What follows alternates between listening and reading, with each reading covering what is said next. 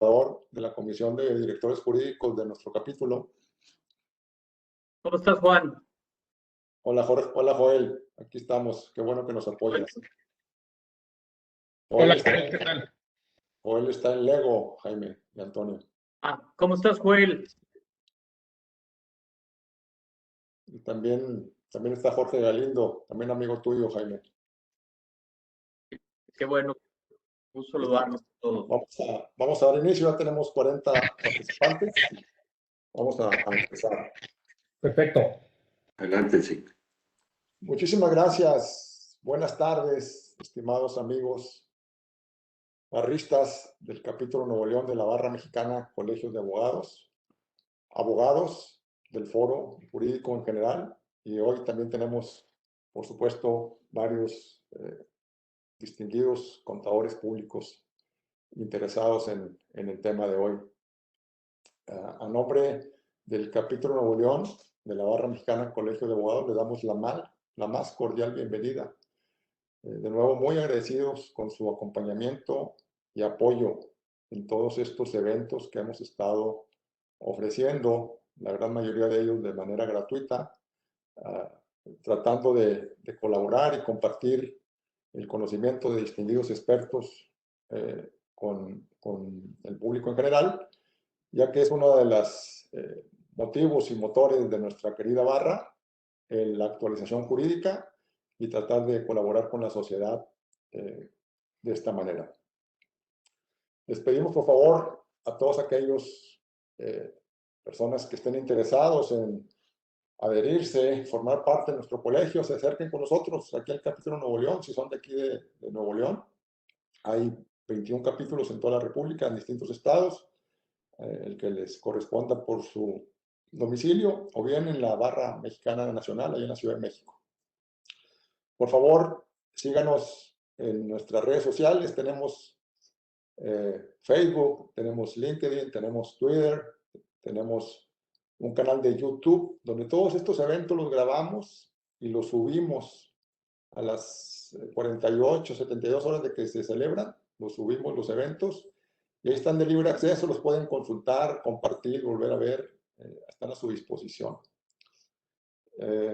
Los invitamos también cordialmente. Esta semana tenemos varios eventos muy interesantes. El jueves tenemos al maestro Diego Valadez con nosotros, un jurisconsulto eminente de la Ciudad de México, que ojalá nos puedan acompañar. El viernes tenemos a dos ministros de la Suprema Corte, Alberto Pérez Dayán y Margarita Ríos Farjat, en una conferencia que también se va a impartir con la barra junto con otros colegios y universidades aquí de la localidad. Tenemos un evento el jueves también que es impartido por otro contador, Aurelio Martínez, que va dirigido a, en la tarde, jueves en la tarde, lo tenemos por ahí, lo pueden ver, sobre aspectos prácticos de la declaración de impuestos, ¿no? A todos aquí, a los abogados. Obviamente los contadores no lo necesitan, pero por los abogados siempre requieren ese apoyo. Por si lo gustan participar y ver, también les puede ser de utilidad. Bueno, sin más, y después de estos mensajes institucionales, me voy a permitir presentar a nuestros distinguidos expositores. Antes que nada, para los que no me conocen, yo soy Juan Isidoro Luna y tengo el honor y la responsabilidad de ser el presidente del capítulo Nuevo León de la Barra Mexicana Colegio de Abogados en el periodo 2020-2022. El día de hoy, el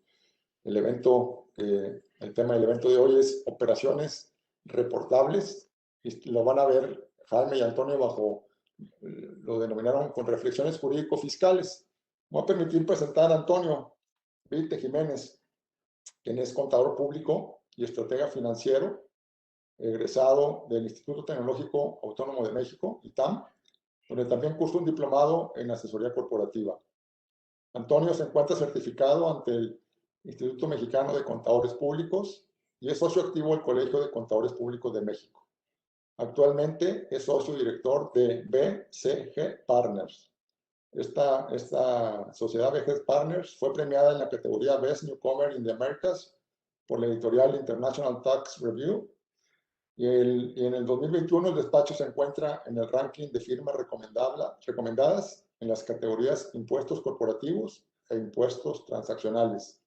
Este ranking lo prepara el grupo World Tax. Antonio se especializa en procesos de fusiones y de adquisiciones, así como en la asesoría a fondos de inversión de capital privado administrados en México y en el extranjero, tanto en Estados Unidos como en Europa. Asesora fideicomisos emisores de certificados públicos colocados en la Bolsa Mexicana de Valores y ha sido parte del equipo de asesores en varios de los proyectos pioneros en México en los sectores inmobiliario, agroindustria, energía e infraestructura. Antonio participa como asesor y consejero en algunas familias en México y en el extranjero. Durante 6 años formó parte del grupo de docentes de la Escuela Bolsa Mexicana, de la Bolsa Mexicana de Valores, donde impartió cursos de temas tributarios, tales como colocaciones públicas de acciones, fibras inmobiliarias, fibras de energía e infraestructura, entre otros. Participa como miembro de la Cámara de Comercio Americana en México y es socio del International Fiscal Association, Antonio Vitti. Muchísimas gracias, Antonio, por estar con nosotros el día de hoy. Bienvenido. Gracias por la invitación, Juan. A Jaime Pinoso de los Monteros, a quien tengo el placer, el gusto de conocer desde hace varios años, somos amigos, y aparte siempre lo he reconocido y lo he respetado y admirado como un gran profesional de la materia. También muy agradecido con Jaime, que está aquí con nosotros el día de hoy. Jaime tiene más de 25 años de experiencia en materia fiscal, basada en un amplio conocimiento de litigio constitucional y administrativo. Asesora a sus clientes en asuntos fiscales y federales, así como en asuntos de doble tributación internacional. Brinda asesorías en estrategias fiscales relacionadas con fusiones de adquisiciones y financiamiento de proyectos. Además, otorga asesorías sobre estrategias fiscales relacionadas con asuntos inmobiliarios, así como asuntos aduanales internacionales, acuerdos comerciales y devolución de impuestos. Actualmente, Jaime está en la firma Hogan Lovells, y antes estuvo en una firma mexicana muy reconocida que se llama Muñoz, Manso y Ocampo. Jaime ha sido profesor titular de varias instituciones educativas, entre las que destaca como profesor de Derecho Fiscal 1 en la Facultad de Derecho de Monterrey. En 2014, en la Universidad de Coahuila, como profesor de maestría en Derecho Fiscal en las materias de juicio de amparo, Impuestos sobre la Renta y Código Fiscal de la Federación, 2012, y en la Universidad Panamericana en la materia de garantías individuales en el 99. Sus áreas de práctica, como dijimos, es Derecho Fiscal y Finanzas. Es licenciado en Derecho por la Universidad Panamericana. Tiene una maestría en Derecho Internacional en la American University en Washington, D.C., así como diversos diplomados, entre ellos uno en Ley de Amparo en la Universidad Panamericana. Ha sido reconocido en la revista Chambers Latin America 2020 en la banda 4, también recomendado por Legal 500 2020 y recomendado por Latin Lawyer Talks en 2017-2019. Jaime fue presidente de la Asociación Nacional de Abogados de la Empresa, ANADE, fue miembro del Colegio de Abogados de Nuevo León y es miembro del Comité de Estudios Fiscales del Instituto Mexicano de Ejecutivos en Finanzas. Pues bueno, después de esta presentación, sin más, les dejo en los micrófonos a Jaime y Antonio para que por favor nos hagan su presentación. Aquí estamos. Cualquier duda, pregunta que tengan, por favor, aquí hay un chat con preguntas y respuestas. Aquí las recogemos y al final de la presentación le daremos un espacio para una sesión que ellos nos puedan contestar. Muchísimas gracias a todos y vamos a estar atentos. Muchas gracias, Juan. Buenas tardes a todos. Gracias a nuestro panelista. Y sé que tenemos el tiempo encima. Quisiera nada más comentarles que le pusimos reflexión político-fiscales porque entendemos que la mayoría de nuestro foro del público está familiarizado ya con esta nueva capítulo previsto en el Código Fiscal de la Federación. Y entonces, la verdad es que entre más lo leo y más lo tratamos de digerir, yo le decía a Toño que es como el COVID del Código Fiscal del 2020 que entró, como vamos a ver ahorita, en vigor los en 2021. Entonces, quisiéramos en esta plática, aquí entre Antonio y un servidor, transmitirles aquellas consideraciones, aquellos puntos fiscales que o no resultan claros o los que no resultan claros podrían ser sujeto a algún análisis más profundo, como el documento que en su momento circuló el Consejo Coordinador Empresarial respecto a ciertas preguntas y respuestas específicamente sobre el tema, ¿no? Y quisiera con esto iniciar señalando que, vamos, esto que estamos viendo de operaciones reportables en México, como ustedes saben, no es nuevo.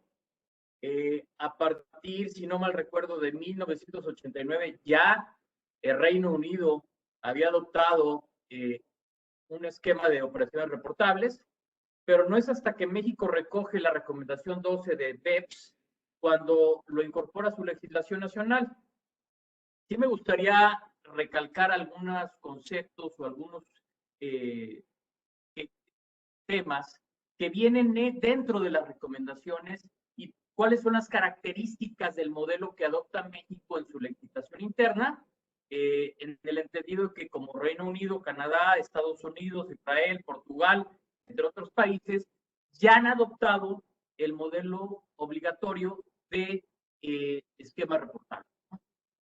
Como les comentaba, la OCDE discutía, oye, ¿cómo enfocamos o cómo le recomendamos a los países que adopten la forma de transmitir, ya sea por los promotores o los asesores fiscales o los contribuyentes, estrategias de planeación agresivas o abusivas? Así literalmente señala la OCDE.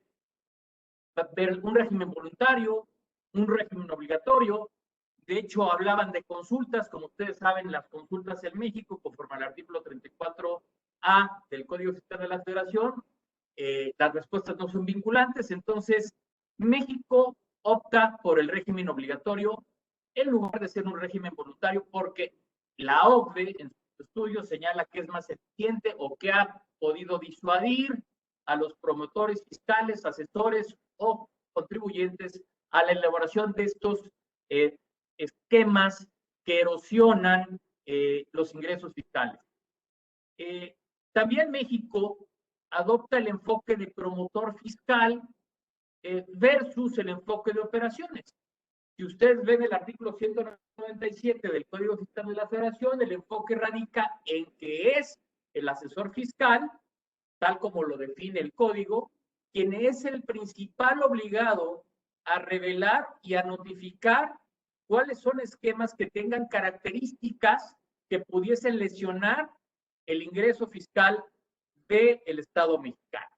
También, dentro de las recomendaciones de la OCDE, señala que sería innecesario reportar cualquier tipo de operación que tenga características de reportable si no tuviésemos un threshold o una regla de minimis.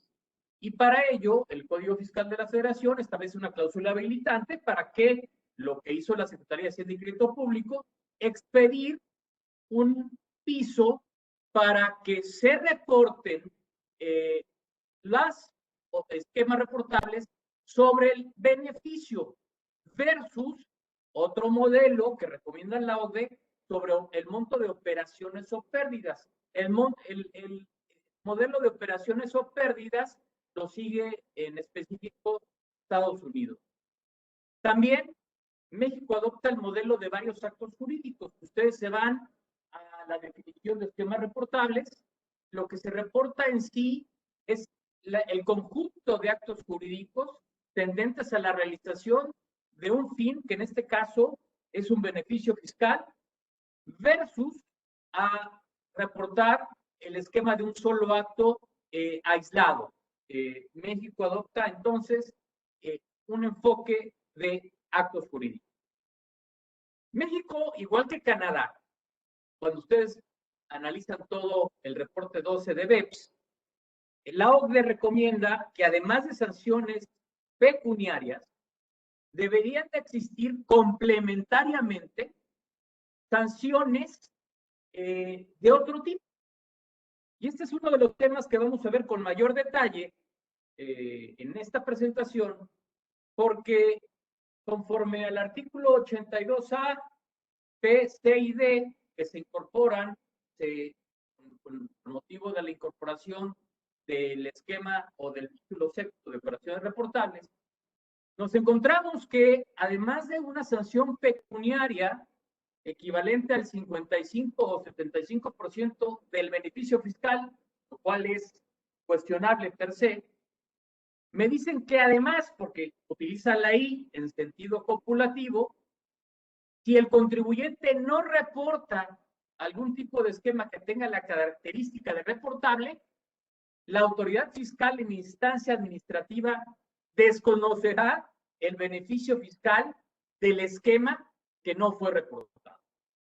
Finalmente, México también adopta que las sanciones, como les comentaba, se apliquen o se determinen con una base del beneficio fiscal obtenido o el esperado, versus, como lo hace Estados Unidos, determinar la sanción conforme al monto de la operación. Y no sé si en este punto, Antonio, tengas algún comentario, alguna cuestión que quieras comentar. Mira, si pasemos a la siguiente, Jaime, creo, o sea, para dar un poco de contexto, ahorita Jaime, digo, muy bien nos dio como un panorama global sobre lo que terminó adoptando México respecto un poquito al contexto de lo que han hecho otros países. Y para dar un contexto, entendemos que sí, muchos de los participantes están familiarizados con el tema. Para los que no, básicamente, digamos, en resumen, grosso modo, a finales de 2019 se incorpora un nuevo capítulo en el Código Fiscal para que inicialmente los asesores fiscales revelen ciertos esquemas, ¿no? A través del proceso legislativo terminaron siendo 14 supuestos, antes eran más. Digamos que tenemos este nuevo capítulo con obligaciones a partir de 2020, pero a través de un transitorio, realmente fue a partir de 2021 cuando empezó la obligación de enviar los reportes. No obstante, a partir de enero de 2020, si algún asesor sugería, ¿no?, algún esquema con algún beneficio fiscal, que ahorita platicaremos de los detalles, tendría que revelarse, ¿no? Entonces ya es algo que llegó para quedarse. Ya hay muchas reglas que se emitieron recientemente a través de la miscelánea para la aplicación. Hay un aplicativo especial en internet para que asesores o en su caso contribuyentes pues reportemos. Y en esta lámina que está ahorita, una de las primeras reflexiones que tuvimos Jaime y yo fue, digo, nos parece bien, ¿no? Nos parece bien que el camino sea contribuir mejor.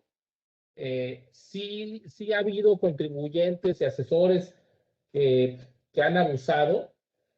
No obstante, creemos que sí había, ya hay herramientas, ¿no? Herramientas desde el propio sistema electrónico, que ha sido muy exitoso en México respecto a otros países, pero ya hay supuestos en ley, ¿no?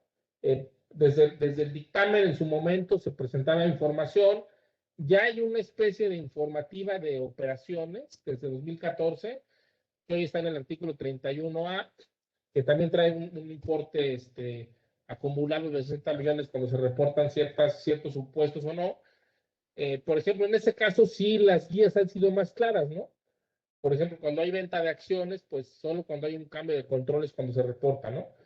El reporte de country by country para partes relacionadas, y otro, digamos, artículo nuevo que llegó en 2020, que es el 5A, que es una nueva facultad para la autoridad fiscal para que, digamos, dentro de sus facultades, y salvo prueba en contrario, puedan recaracterizar solamente para efectos fiscales ciertas transacciones si a su juicio estas operaciones no tienen razón de negocio, ¿no?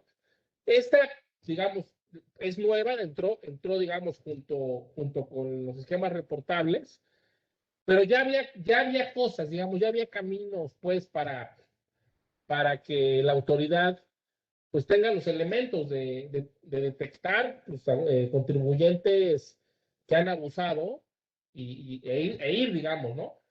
Lo relevante ahorita, pues, es que nosotros ya los asesores, ya seas un asesor independiente o incluso interno también, se le puede entender así a un individuo que a lo mejor es el gerente fiscal de un grupo que no necesariamente paga honorarios, sino recibe un sueldo, pues también se le pueden ocurrir cosas y tendrá que revisar si están listadas, ¿no? Y en su caso revelarlas, ¿no? Pero la primera reflexión que platicamos Jaime y yo es, pues ya existen, digamos, hay demasiadas tecnologías y hay Demasiado muchos flujo de mecanismos para información, que la diría yo, autoridad Toño. pudiera hacerse de estas cosas, ¿no? No sé, Jaime, en esta parte, ¿tú qué opinas, no?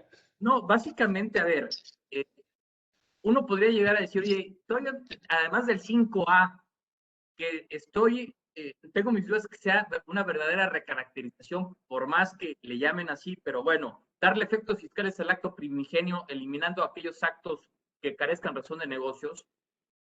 Uno puede llegarse a preguntar, oye, ¿y por qué? ¿Por qué me metes 14 supuestos de operaciones con características de relevantes? Eran 29, Toño, en un principio.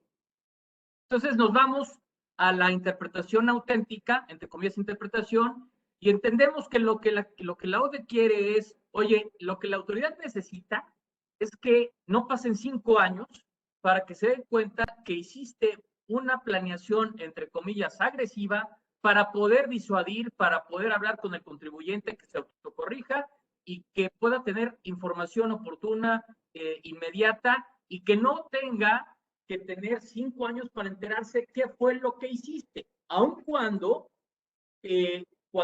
vayamos característica por característica de las operaciones reportables, esa información ya la puede tener o ya la podría tener la autoridad con todas estas declaraciones que presentamos.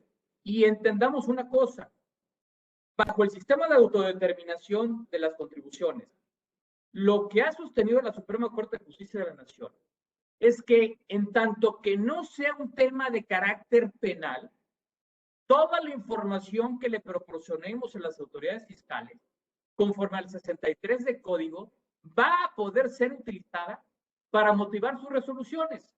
Ya la Corte ha sido muy clara y señalando, oye, lo que tú me des en declaraciones, podríamos incluir las declaraciones de operaciones reportables, va a poder formar parte de los expedientes que lleva la autoridad fiscal para que, inclusive, sin ejercer facultades de comprobación, puedan determinarnos un crédito fiscal utilizando la propia información de la que se allegue la autoridad fiscal, ya sea de los propios contribuyentes o de cualquier otra autoridad con base a lo que dispone el artículo 63 del Código. Esa sería mi reflexión, Toño, que básicamente va enfocado a que la autoridad tenga información a la brevedad para poder disuadir, whatever that means, disuadir, o llamar al contribuyente, tentarlo y decir, oye, lo que estás haciendo no me gusta y no lo vas a hacer, o si lo hiciste, deshazlo, ¿no? Básicamente sería mi reflexión.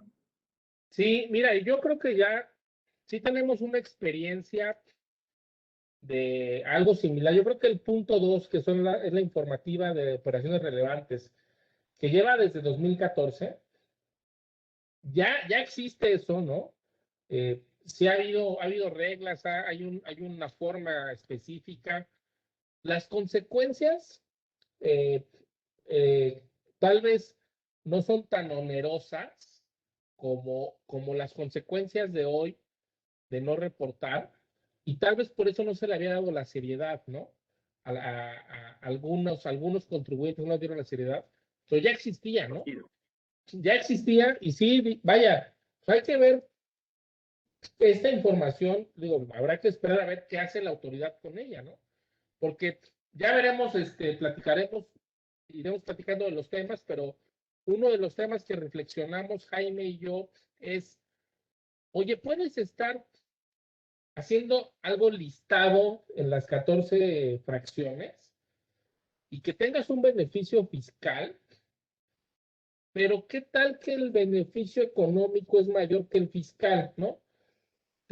te llevas la vacuna del 5A, no estás en 5A, porque fue un beneficio económico como dieron el fiscal, no, y además la actividad es lícita, es real, es legal, etcétera, no simulaste nada, pero estás listado, ¿no?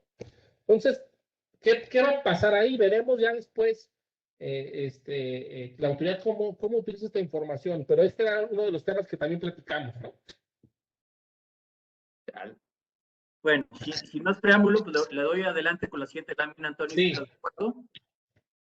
Y básicamente lo que Antonio comentaba, pues nos dieron un año, al igual que nos dieron un año para el artículo 4A, y pensamos que íbamos, al igual que el 4A, con la pérdida de transparencia en opciones reportables, pensamos ilusamente. Jaime, ¿Perdón? déjame decirte algo de esto, que nos pusieron a estudiar a todos los fiscalistas de México, ¿no? O sea, desde que se publicó a finales del 2019, todos nos pusimos a estudiar intensamente la cantidad de horas que se ven en los sistemas del despacho de estudiar esto, ¿no?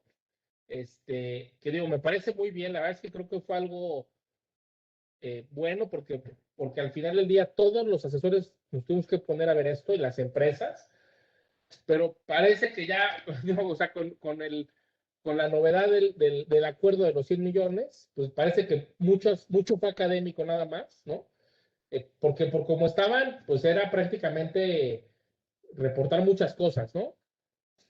Era reportar prácticamente todo, no todo, pero sí iba a ser un caudal de información importante, lo cual iba en contra de la finalidad de la adopción del acuerdo 12 de BEPS. Pero, digo, tuvimos un año y todavía nos esperamos hasta febrero de 2021 para que salieran las reglas de minimis, pero las reflexiones que, digo, de entrada tenemos jurídicas son, oye, ¿es retroactivo? Parece ser que es una norma de procedimiento, no nos veamos más lejos, vayámonos a lo que resolvió la Corte al momento de discutir si el artículo 69 de Código en operaciones inexistentes violaba la garantía de irretroactividad de las leyes, y la Corte dijo, no la viola, los efectos se están dando. En ese momento la Corte sostuvo que ese acto era inexistente desde que surgió y por tanto era válido que en ejercicio de facultades de comprobación la autoridad fiscal determinara algo o considerase algo que ya había sucedido, que es que ese acto nunca existió, por lo menos para efectos fiscales. Y esta discusión surge porque me imagino que varios asesores fiscales que están aquí en la plática dicen, oye, pues fíjate que si yo traigo esquemas con anterioridad a 2020, cuyos efectos se prolongan en el tiempo. Oye, trato de pensar en un ejemplo, un acto continuo, un acto cuyo efecto se prolonga en el tiempo. El ejemplo más claro para mí sería, fíjate que adquirí un activo fijo y se ha venido depreciando supongamos que es una construcción, al 5%, y surgió como un esquema reportable, que tiene la característica de reportable. Imaginémonos que ese activo fijo fue adquirido a una parte relacionada, cae en uno de los supuestos de reportable, y el efecto se está dando en 2021 en la declaración anual, porque en ese momento estoy efectuando la depreciación de ese 5%, aun cuando el acto se celebró con anterioridad a 2020. O bien, algún tipo de estrategia que tenga o consista en una serie de actos jurídicos que se han venido dando en el tiempo, que los veniste preparando, algunas donaciones, con algún tipo de preparación de venta, y al final del día el propósito es preparar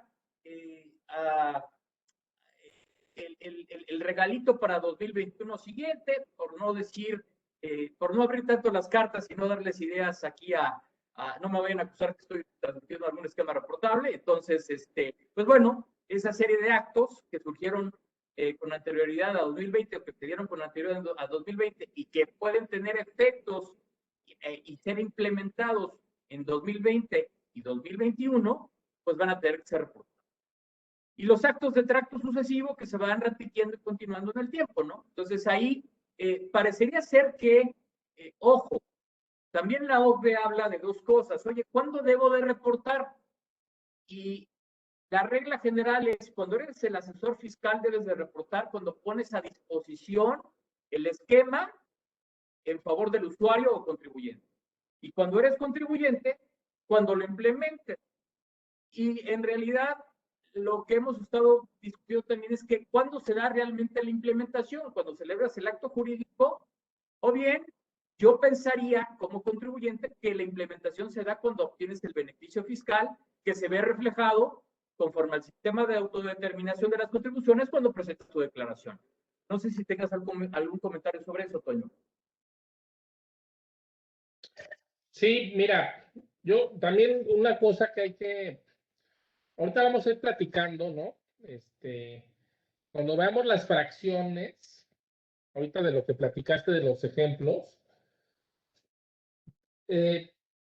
yo trataríamos de, digamos, lo que platicamos, Jaime, en esta plática es ser cuidadosos con los ejemplos, porque, pues, puede ser que sean casos ya analizados y resueltos, pero puede ser que a lo mejor un colega lo esté viendo o un otro contribuyente, y dada la desafortunada redacción de algunas fracciones, a lo mejor yo te diría, tratemos como por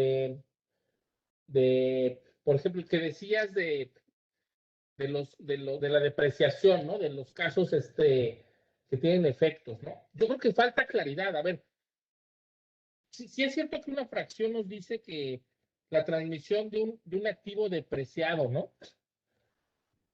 Pero o sea, hay como que falta profundidad, porque si lo transmitiste y pagaste impuestos y el adquirente lo está depreciando, pues ¿qué beneficio fiscal hubo? O sea, es más, pagaste antes impuestos, ¿no?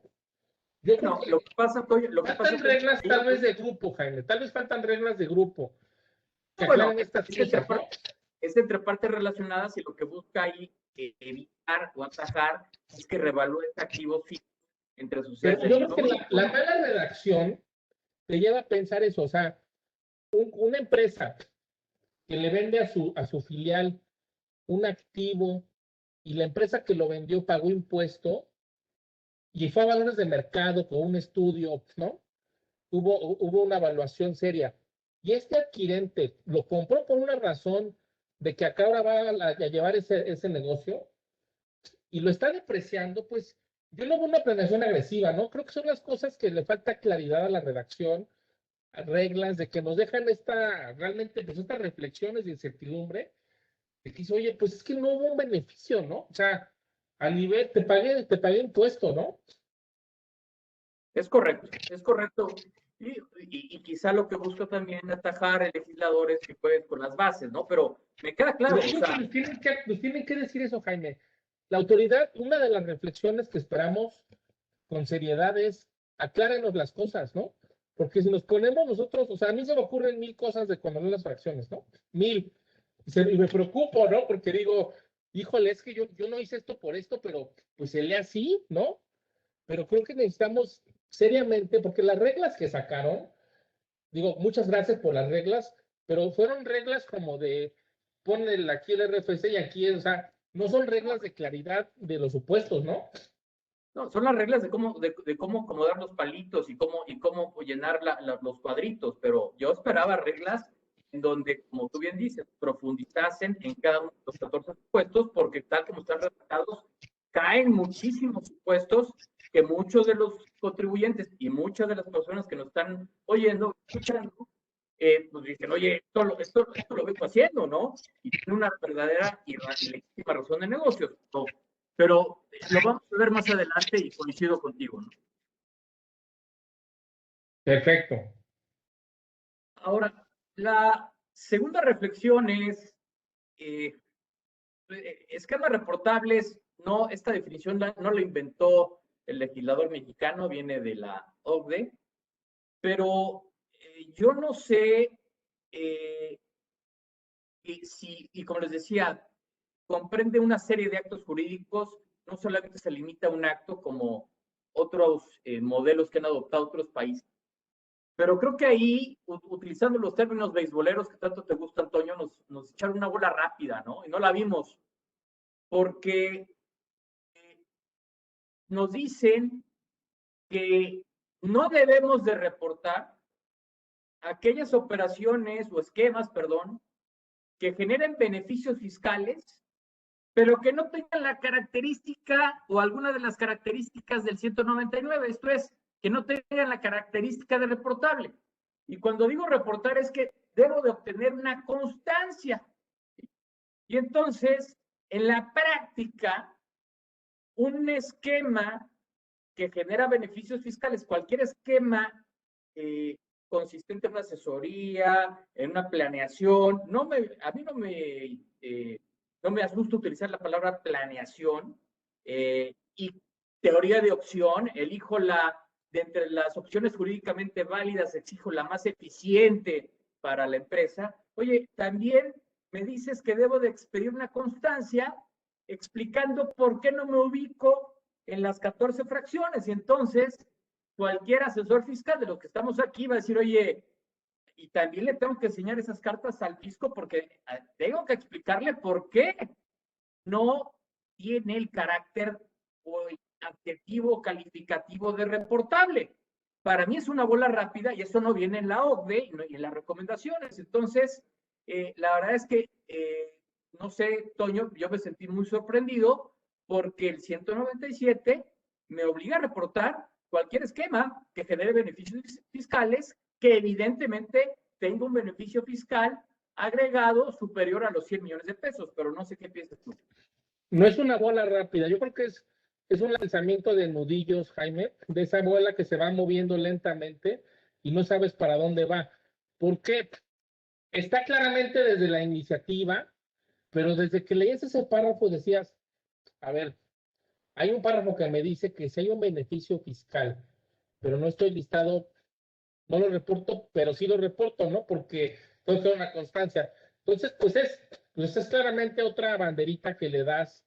O dice, oye, mira, no está listado, ¿no? Pero sí hubo un beneficio.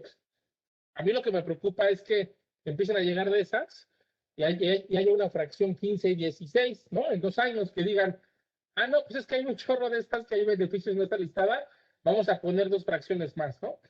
A mí por eso la verdad es que sí, tienes razón, o sea, nos deja con incertidumbre sobre, pues, o sea, si no es reportable, ¿para qué te lo doy? ¿Qué vas a hacer con esto, no? O sea, porque es como los datos biométricos ahorita de los celulares, ¿para qué la quieres?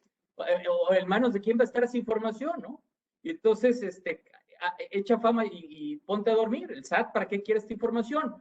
Y dos, si bien es cierto, tú dices, no es una bola rápida, lo que es importante para nuestro auditorio es que la realidad es que la sanción por no expedir esta constancia no es que se desconozcan los beneficios fiscales. O sea, en realidad, desafortunadamente podría decir, ¿sabes qué? Pues de tener la información yo guardada a revelarla al fisco, pues me la quedo guardada, ¿no? Es algo que la verdad no lo entiendo, pero entiendo tu punto, Antonio, que la autoridad quiere saber, aun cuando ellos sabemos qué sucede en el mercado y qué esquemas los contribuyentes están implementando para ser eficientes desde el punto de vista fiscal conforme la teoría de la economía de la opción. Lo que dices es importante, no, el no dar esta constancia, no tienes los castigos severos, ¿no? De perder el beneficio porque no está listado. Digamos que se resumiría en una multa, ¿no, Jaime? Es correcto.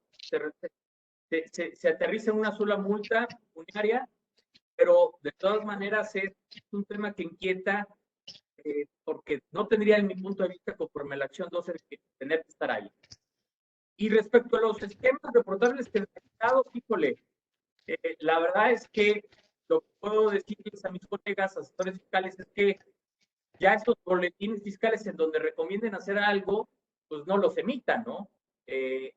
Digo, sucedía mucho en el tema de outsourcing y tratar de bajar la carga social y fiscal, pues aquellas, no sé si te acuerdas, Antonio, y se acordarán muchos, las sociedades universales que existían en el estado de Yucatán para efectos de previsión social, o las sociedades cooperativas, en fin, esos eran claros ejemplos de esquemas reportables generalizados, ¿no? Oye, fíjate que está de moda el sale leaseback. Bueno, estará de moda, pero eso yo no lo estoy proponiendo como despacho, como esquema generalizado, ¿no? Eso es un tema que está en el medio. Pero no sé, Toño, si a ti te ha tocado ver recientemente algún despacho o algún asesor fiscal que esté vendiendo, digo, sin decir nombres de apellidos. No, mira, a mí creo que es importante esto y sí, advertir a nuestros colegas, el cuidado y la diligencia que hay que tener. Mira, justo el acuerdo que ahorita vamos a platicar, el acuerdo del monto de 100 millones, no excluyó a los generalizados, ¿no? Ellos siguen ahí, aunque sea el beneficio de 10 pesos, ¿no? Yo lo que sí estoy viendo mucho ahorita en redes sociales son asesores, ¿no? Que cómo hacer deducible lo no deducible, cosas de esas, ¿no? Sí, no, o sea, que te dicen eso, ¿no? Y hasta de risa ves el video de curiosidad. Entonces, la verdad, digo, hay que tener mucho cuidado, ¿no? La verdad, con lo que uno transmite, dice, a veces hasta uno puede decirlo con una buena intención, pero pues puede ser algo generalizado, ¿no? Entonces sí, tener cuidado en las comunicaciones, más ahora que estamos más expuestos, ¿no? Por lo digital y los webinars, sí tener cuidado con eso. Sí, y sobre todo LinkedIn Podcast, que mis colegas sí, tiene razón, he visto en donde dicen, oye, tengo la estrategia, es la silla, hazle eso es un esquema reportable generalizado, y al asesor fiscal, pues le va a caer una multa si no lo reporta, y una multa sustancial, ¿no? Y bueno, los esquemas reportables personalizados, que es donde entramos como asesores fiscales de veras para, no me gusta que nos comercialicen, pero con eso que somos traidores a la patria, pues ya comercializamos esquemas reportables y entonces los vendemos al público en general. Déjenme decirles una cosa, en el reporte de la OCDE señala que los esquemas reportables tienen como características dos cosas. Uno, la confidencialidad, que es obvio y evidente e inherente, pero lo dice. Y dos, el pago de una comisión o tipo success fee. Oye, fíjate que te armé tu estrategia fiscal y por el ahorro te voy a cobrar el 10%. ¿Cuántos de aquí no lo hemos visto? Bueno, esas características que le llama la OCDE requisitos especializados no están dentro de los supuestos de operaciones reportables, pero son parte de las características que la OCDE atribuye a este tipo de esquemas, sobre todo, tanto generalizados como personalizados, pero dice, oye, son confidenciales y además el asesor o el promotor cobra una cuota al éxito sobre el beneficio fiscal obtenido, ¿no? Si no hay más en este tema, sigamos con la siguiente, más que reflexión, sino únicamente hacerles ver que hay tres tipos de beneficios fiscales para efectos de las operaciones reportables, ¿no? Entendamos que las operaciones reportables tienen como finalidad obtener un beneficio fiscal y me remite a lo que es un beneficio fiscal conforme al artículo 5A del código, y es reducción del impuesto, la eliminación del impuesto o el diferimiento temporal de una contribución. Vamos, habla de contribuciones y sabemos que son impuestos, derechos, aportaciones de seguridad social y contribuciones de mejora, pero en realidad lo que nos enfrentamos el día a día, salvo quizás los derechos por el uso y consumo de agua, de aguas nacionales, pues nos enfrentamos a IVA e impuestos sobre la renta, ¿no? Y los medios para poder alcanzar estos tres beneficios, bueno, pues son las deducciones, las no sujeciones, no reconocimientos de ganancias, exenciones y evidentemente el buscar, que también es muy importante que lo tengamos presente, la no sujeción. Esto es salirme de la hipótesis del hecho imponible y decir, oye, ¿sabes qué? En lugar de hacerlo aquí, lo voy a hacer acá, y con eso el hecho generador no se subsume del hecho imponible y no se cambia esto, ¿no? Que acá, mira, la relevancia de esta es la definición del 5A, ¿no? Que es el artículo cláusula antiabuso que entró en 2020. El 199 nos pide que nos apoyemos en esta definición. Es muy importante, digamos, las letras, bueno, las palabras reducción, eliminación o diferimiento, ¿no? ¿Por qué es relevante? Tiene que haber un Excel, digamos, tiene que haber un número, ¿no? No es algo hipotético. Tiene que haber un dato duro y tiene que haber un comparable, ¿no?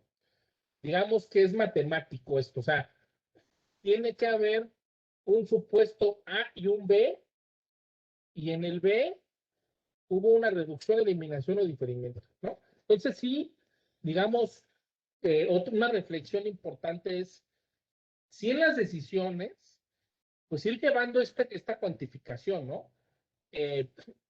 Evidentemente es más fácil, obviamente, hacerlas en el momento contemporáneo cuando sucede, ¿no?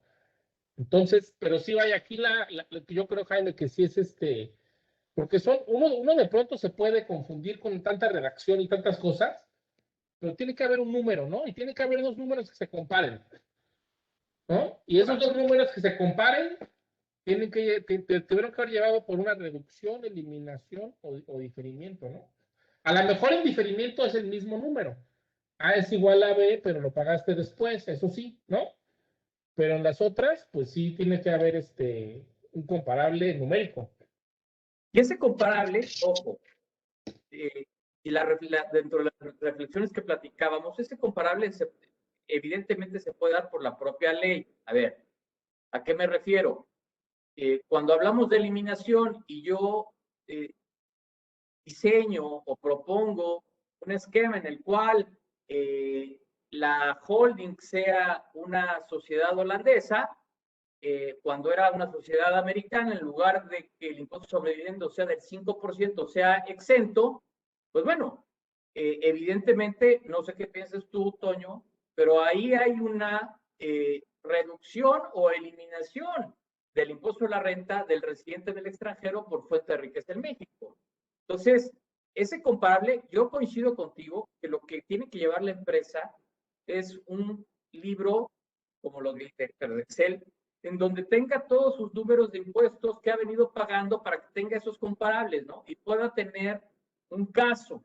Pero también el tema es que cuando hablas de no sujeción o cuando hablas de reducción o eliminación a través de no ubicarte en el hecho generador, tu comparable forzosamente tendría que ser el supuesto de ley, ¿no? Sí, mira, yo creo que otra vez hay que tener cuidado con los ejemplos, ¿no? ¿Por qué? Porque mira, si a lo mejor uno de bote pronto dice, se cambió, en tu ejemplo, ¿no? Se cambió de Holanda a Estados Unidos para bajar la retención en México, ¿no? Pues quién sabe si esa fue la decisión, ¿no? A ver, quién sabe si ese fue el driver de la decisión. A lo mejor fue por otra razón, ¿no? O a lo mejor terminas pagando más en Estados Unidos, aunque sí se te bajó la contribución de retención, tal vez traes una tasa mayor en Estados Unidos que en Holanda, ¿no? O sea, son también el tipo de cosas, ¿no? Que generan, yo creo que, por eso yo creo que cuando leamos siempre las fracciones, pues se nos ocurren muchas cosas, ¿no? Pero a lo mejor hay unas sí muy claras, ¿no Jaime? Hay unas que son muy claras, sí, pero totalmente. Sí, yo creo que sí debe haber y como decíamos, puedes brincar el 5A, pero pues a lo mejor estás ahí. Ahora, en tu ejemplo, a texto de ley, pues parece que sí, ¿no? Porque te habla de un beneficio en México, no te habla de un beneficio global, ¿no? Correcto. Ahí sí, pero pues sí te puede tal vez ayudar el decir, oye, pues terminé pagando más en X país, ¿no? Y la decisión no fue por esto, ¿no? Y bueno, a lo mejor lo reportas y la libras, pero pues sí estás ahí, ¿no?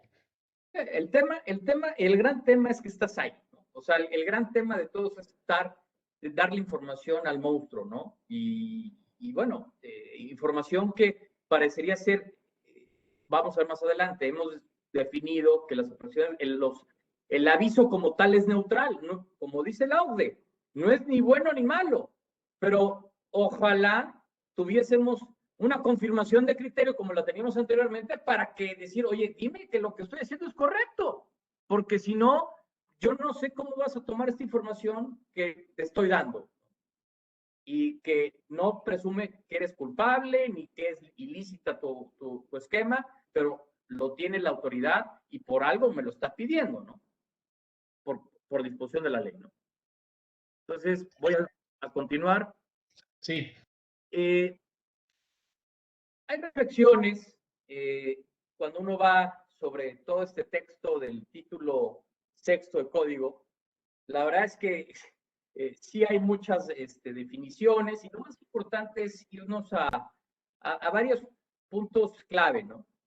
Oye, la obligación de reportar aplica independientemente de la residencia fiscal. Ahorita platicábamos de un residente en Estados Unidos y que cambia su residencia a Holanda, pero que obtiene ingresos de fuente de riqueza en México. Si obtiene un beneficio fiscal en México con motivo de la reducción del impuesto a pagar, se tendrá que reportar. Lo que les comentábamos, aunque Toño no está muy de acuerdo conmigo, ¿no? Me dice, es que le digo, es que la revelación es neutral, ¿no? O sea, la revelación del esquema no implica que te acepte yo, autoridad fiscal, o te rechace lo que estás haciendo. Pero eso es como cuando vas, le entregas las calificaciones a tus papás, traes 6 y se quedan callados. No sabes si te van a castigar, felicitar porque pasaste el año de panzazo, y entonces pues dices, díganme algo, ¿no? Y aquí lo que va a suceder es que la autoridad no te va a decir nada. Y entonces la revelación es neutral, aunque la finalidad es que, conforme a lo que dice la ODE, claro, es que la autoridad fiscal te llame a la brevedad y te diga, a ver, asesor, a ver, contribuyente, ustedes están implementando, pretendiendo implementar esto no lo, ¿por qué? Dame razones de negocio, etcétera, y te pongan una awareness de que vas bien, pero mientras no tengamos confirmaciones de criterio que sean vinculantes para la autoridad fiscal, y que nos pueden decir, está mal, pues vamos a vivir un estado de incertidumbre, ¿no? Cada vez que estemos revelando este tipo de esquemas. 3, en 2021 incluyen algo para evitar la violación del derecho humano de no autoincriminación. Ojo, en materia fiscal administrativa, la Corte ha sostenido que no aplica el derecho humano de no autoincriminación. Entonces me van a preguntar, oye Jaime, entonces, ¿a qué se refiere? Se refiere a que la información que tú le des dentro de los esquemas reportables no va a poder ser algo que, es más, si no lo ponían, era aún así inconstitucional si me considerasen con la información que le estoy proporcionando y motivasen la comisión de un delito, porque evidentemente eso sí, si quisieran imputarme un delito con la información que les estoy dando, violaría mi derecho de no autoincriminarme. En Colombia, en 2017, pasaron o trataron de pasar esta ley tal cual como venía en 2020 y la echó para atrás la Cámara de Diputados en Colombia precisamente por esta circunstancia. Y finalmente, lo que les venía comentando, oye, esta información que viene dentro de los esquemas reportables, lo que sí va a poder ser es que va a poder la autoridad utilizarla en tu contra para motivar un crédito fiscal. Pues el derecho de no autoincriminación solamente aplica para delitos y o tipos penales administrativos. Oye, Jaime, es que al final del día, lo que yo le estoy dando si, va a servir para que me impongan una multa. Ojo, hay que distinguir las clases de multa que se establecen en relación con el título sexto. Una es la omisión de no presentar el esquema reportable y la otra es presentar la informativa con información inexacta que no permita conocer la sustancia o la esencia del negocio.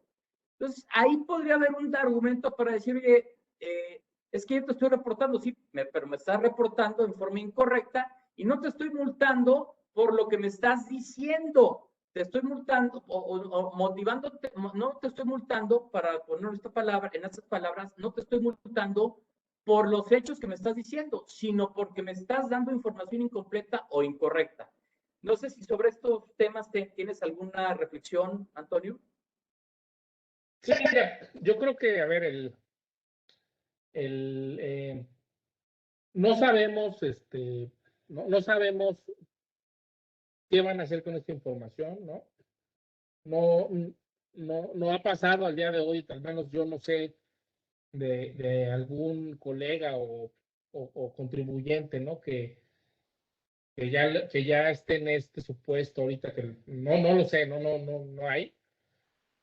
Yo lo que creo, por, por la exposición de motivos, por cómo se ha estado regulando las nuevas obligaciones, las nuevas facultades de Hacienda, yo creería, Jaime, pues que esta información sí detonará eventualmente una revisión o una invitación, ¿no? Vaya, creo que el mensaje de Hacienda es: no hagas nada de lo que esté en esas fracciones, ¿no? O sea, no lo hagas, no evites, no involucres, los verbos que utiliza, ¿no? Y ya como que dijo, bueno, puede ser que llegues a entrar, ahorita vamos al tema de los 100 millones, pero creo que el mensaje es: no las hagas, ¿no? Entonces, ya si las haces, pues ya las reportarás, ¿no?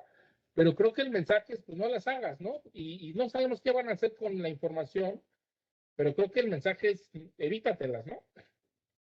Sí, coincido contigo. O si las vas a hacer, ten una razón de negocio suficientemente sólida para que no te la tomen conforme al 5A, ¿no? Así es. Pues yo creo que, mira, no si la vas a hacer, yo creo que sí puede llegar a pasar, Jaime, que en una transacción normal de negocio regular, que tiene un fin de negocios, hubo un beneficio fiscal y está listado, sí puede llegar a pasar, pero que, o sea, no fue el driver el beneficio fiscal, ¿no? Pero pues sí puede pasar, ¿no? Bueno, el driver fue el beneficio fiscal, pero para efectos de desvirtuar las presunciones del 5A, el beneficio económico razonablemente esperado, con base a data o información veraz, sea superior al beneficio fiscal, si no te va a atrapar el 5A. Correcto. Bueno, como les comentaba al principio de la plática, hasta febrero nos tuvimos que esperar porque todo el mundo está moviendo. Oye, ya tengo que reportar. Oye, tranquilos. Hay una cláusula habilitante donde va a establecer un threshold, un de minimis rule. Y las reflexiones, yo, si quieres, trato de, me voy en las de la izquierda, Toño, no aplica, evidentemente, para esquemas generalizados, tampoco aplica para el esquema reportable con características de la fracción primera, es evitar que se conozca el beneficiario efectivo de cuentas financieras. Evidentemente, trae un sentido lógico, el que no, ahí hay un acto que además administrativo, hay un acto penal de ocultar y utilizar testaferros para que en jurisdicciones con los cuales tenemos acuerdos de intercambio de información, pues no, te escondas y escondas al beneficiario o último beneficiario de cuentas financieras. Y esta regla de minimis ya no aplicará si el esquema, ojo, el conjunto de actos jurídicos, que es una unidad, ya se reportó considerando la totalidad de los efectos del efecto fiscal o del beneficio fiscal esperado en todos los ejercicios. Y ahí entra, Toño, un tema, como tú bien dices, de llevar la historia, pero además de proyectar la historia en ejercicios siguientes respecto a cuál va a ser en su caso el impuesto diferido, estoy pensando en voz alta, o en su caso, digo, no se me ocurre otra, Toño, ahora sí tú eres el contador, pero ¿cómo vas a determinar cuál es el beneficio fiscal esperado en ejercicios siguientes fuera de un diferimiento, ¿no? Pero esos son los supuestos en donde no aplica la regla de mínimo. Ahora, sí, estos dos que están abajo del inciso A, vienen muy claros en el acuerdo que se publicó en el Diario Oficial, ¿no? Varios de los otros puntos que están aquí son, es un resumen o una reflexión de un documento que se hizo público, que circuló el Consejo Coordinador Empresarial, que tampoco es oficial, ¿no? O sea, tomémoslo en cuenta que sí fue un acuerdo y ya es algo que se entiende en el medio o en el gremio, ¿no? Por ejemplo, lo que ahorita platicó Jaime de los ejercicios o el del inciso A del 2, que dice que es a nivel impuesto, ¿no? O sea, es decir, a diferencia, por ejemplo, del 31A de operaciones que se revelan que es el importe de la transacción, acá es el impuesto, ¿no? Digamos, son temas que pues fue un acuerdo y tienen lógica, pero tampoco es algo oficial que haya una postura, ¿no? Ahora, Toño, fíjate que si tú lees el artículo 5 al quinto párrafo, te dice, se consideran beneficios fiscales cualquier reducción, eliminación o diferimiento temporal de una contribución. Esto incluye los alcanzados a través de lo que hemos visto, ¿no? Sí. Pero posteriormente, cuando te vas al 197, perdón, al acuerdo, discúlpame, el acuerdo te habla del beneficio fiscal agregado. Entonces, aquí la gran pregunta que está abierta, independientemente del documento que circuló del Consejo Coordinador Empresarial y la Comisión Fiscal del CFE Conectar, es qué sucede si en un mismo esquema tú tienes una reducción de impuesto sobre la renta por 50 millones de pesos y una reducción de IVA por 51 millones de pesos. Y la suma te da 101. O sea, yo lo que veo, cuando veo el 5A, yo lo que digo es, oye, el beneficio fiscal es por contribución. Y cuando hablo por contribución, entendería por contribución, no la suma de los impuestos, sino por impuesto. Así lo entendería yo. Pero cuando tú lees el acuerdo te dice beneficio fiscal agregado. Entonces, hay que tener mucho cuidado, porque en una operación o en un esquema, pero discúlpenme, que tengan un beneficio fiscal agregado entre dos impuestos, pues parecería que lo que circuló el CC no hace sentido con lo que establece el acuerdo que se dio a conocer el 2 de febrero de 2021. No sé qué pienses. Bueno. Mira, puede ser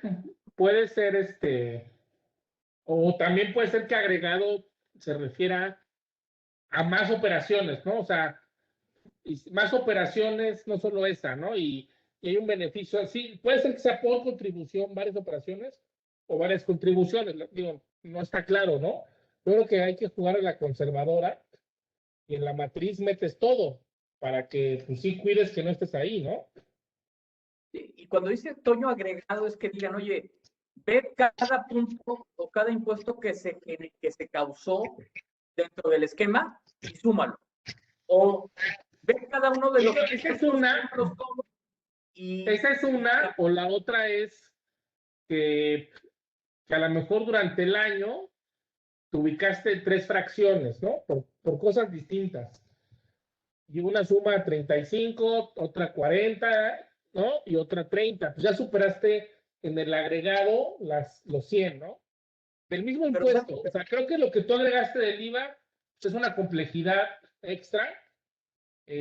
También digo, la verdad es que en IVA pues es bien complicado planear, ¿no? Porque ese sí está, ese es más delicado y si tuviéramos y ese estoy de acuerdo, IVA es muy complicado, pero bueno, lo que coincido contigo, pero cuando el acuerdo se quiso referir a esquemas reportables con distintas características en el mismo ejercicio, sí lo hizo y quitó el tema de agregado. Yo pensaría, como tú, de decir, oye, dentro del esquema tuve 10 actos jurídicos.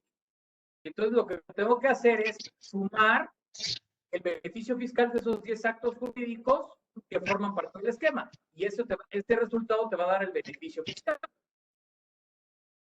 Sí. Pero mira, yo creo que La verdad es que el acuerdo circulado fue muy bueno. Yo ahí le dejaría, ya no le rascaría más, Jaime. No, bueno, no hay que tocar. Esperemos que salgan reglas, ¿no? Esperemos. Sí, pero coincido contigo, no le demos más ideas al piso, ¿no? Bueno, pasamos a la siguiente reflexión. Y esta está sencilla en el sentido de que la OCDE o el modelo que adopta México, discúlpenme, se basa en el sistema de promotor en lugar de operaciones, pues aquí los que pagamos los platos rotos somos Toño y un servidor y los colegas que nos están escuchando. Y ojo, aquí cuando estamos hablando de asesor fiscal, se incluye a las personas físicas que tengan a su cargo el área fiscal dentro de las empresas y a aquellas personas físicas que tengan participación accionaria o algún tipo de participación en la sociedad que implementa el esquema reportable. ¿Por qué? Porque no está hablando de prestación de servicios independientes, no está hablando de honorarios, está hablando de que el director fiscal de una empresa tiene la obligación primigenia de reportar.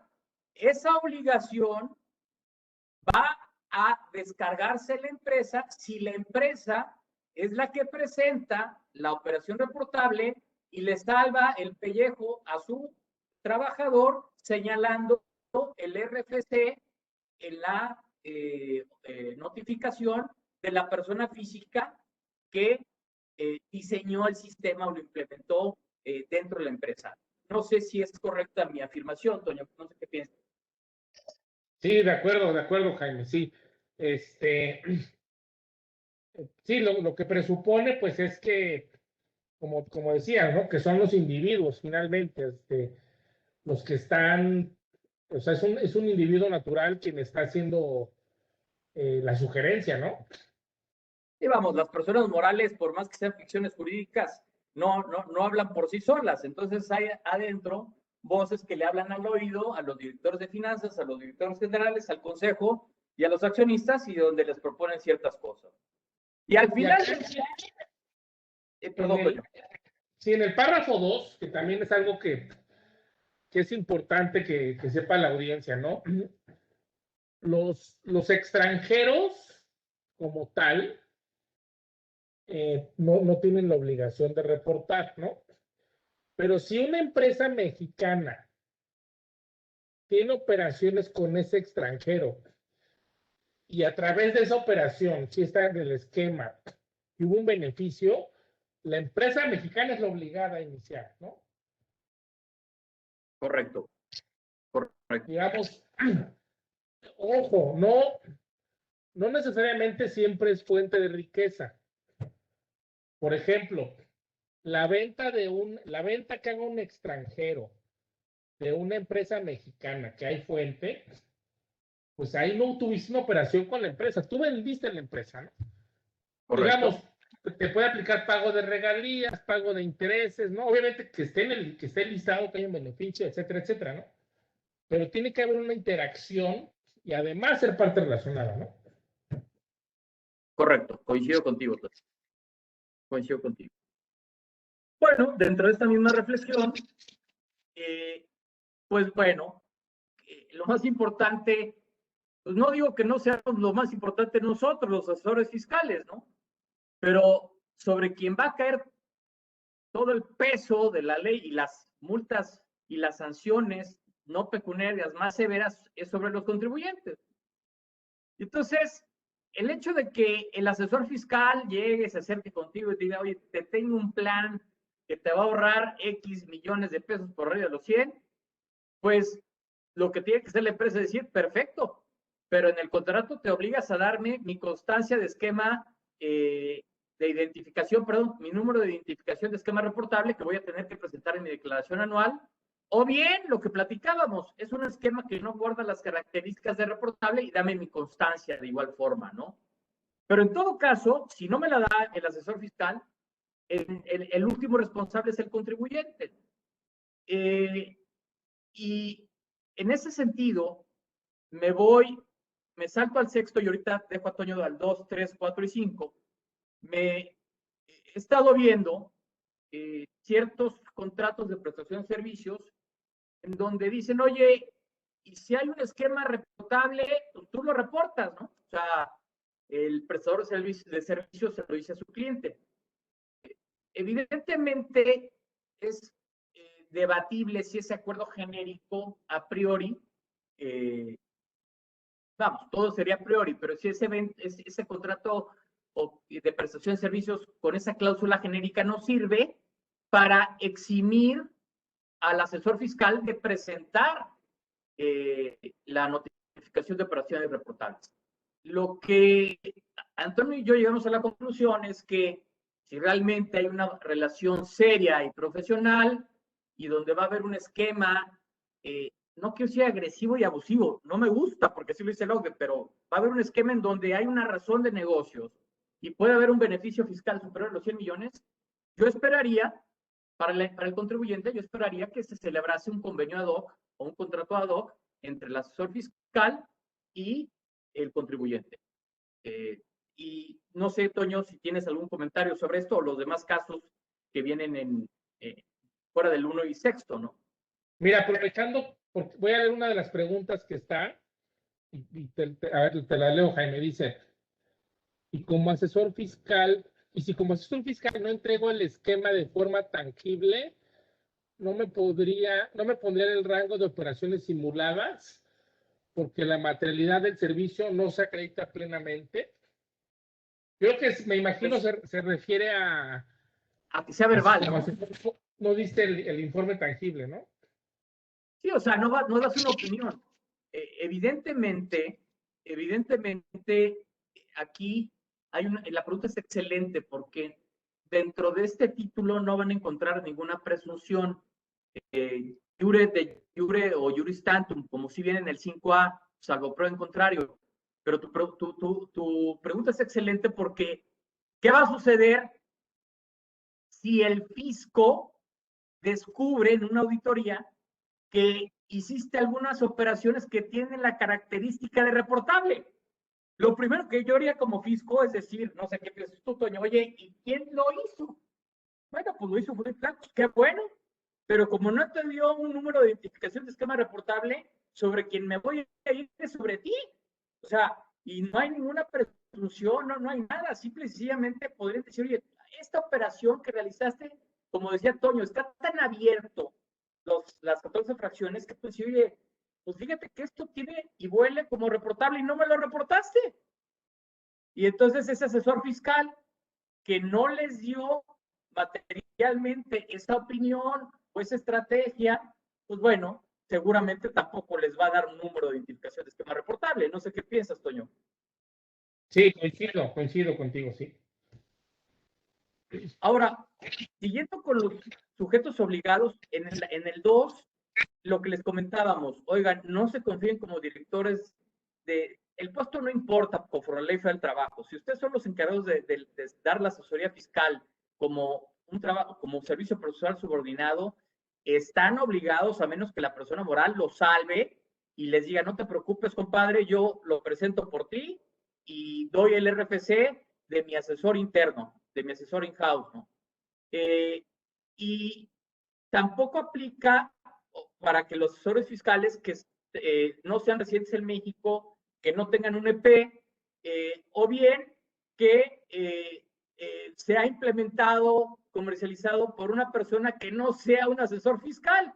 Bueno, a mí ya me asusta cuando veo esto porque pues de repente voy a ver ingenieros o actuarios o arquitectos dando asesoría fiscal, pero bueno, whatever that means, ahí el contribuyente está obligado a revelar el esquema reportable. Y en el punto 5, sí quiero hacer hincapié. A ver, muchos me han dicho, es que el secreto profesional, claro que aplica el secreto profesional. De hecho, en Colombia también, por eso echaron para atrás la reforma en Cámara de Diputados, no en litigio. Que me dijeron, oye, a ver, hay una relación de información confidencial y privilegiada entre cliente y abogado. Y como ustedes saben, en materia de profesiones y en educación es una facultad concurrente. entre la federación, estados y entidades federativas. Entonces, habrá que ver la ley. Hay una ley general de profesiones como ley constitucional, pero habrá que ver la ley de profesiones de cada estado, pero evidentemente el secreto profesional existe y ese derecho que tiene el cliente junto con el asesor fiscal debe ser privilegiado sobre o inclusive respecto de las autoridades fiscales. Ojo, no estoy diciendo que en una auditoría no tengas que decirle a la autoridad fiscal lo que hiciste como contribuyente o en una compulsa, pero en un reporte que no tiene finalidad de fiscalización per se, yo veo que sí puede prevalecer el argumento de secrecía profesional. No sé si hay algún comentario. Y acá bien importante, Jaime, sí hay que ser muy diligentes, tanto en las firmas que damos servicios como las empresas, porque uno, digamos, imagínate que das un servicio y a lo mejor estás en una fracción, ahí como que no está muy claro, y el beneficio pues es de 8 millones, ¿no? Y a lo mejor tú te quedas muy tranquilo, ¿no? Pero ese contribuyente tiene que hacer una diligencia de ver qué otras áreas de la empresa han tenido asesoría fiscal, ¿no? Y llevar, digamos, no es solamente empresa con ese asesor, ¿no? Con otros asesores o incluso interno, ¿no? Tiene razón, no lo había pensado así, pero sí, puede ser, porque además el monto, bueno, es agregado, pero entendería que creo que es por esquema reportable, ¿no? Pero tienes un buen punto, ¿no?